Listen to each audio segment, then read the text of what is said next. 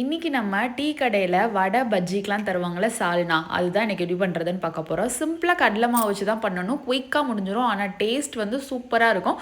எப்படி செய்கிறதுன்னு பார்த்துடலாமா?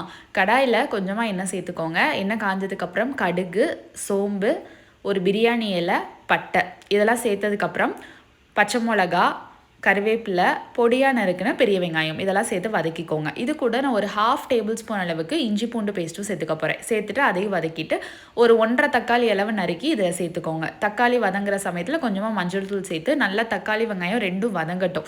அது நல்லா வதங்கினதுக்கப்புறம் நான் ஒரு 1.5 டேபிள் ஸ்பூன் அளவு மட்டன் மசாலா சேர்க்க போகிறேன். நீங்கள் மட்டன் மசாலா இல்லைனாலும் சிக்கன் மசாலா சேர்க்கலாம், சாம்பார் தூள், மிளகாத்தூள் கூட சேர்த்துக்கலாம்.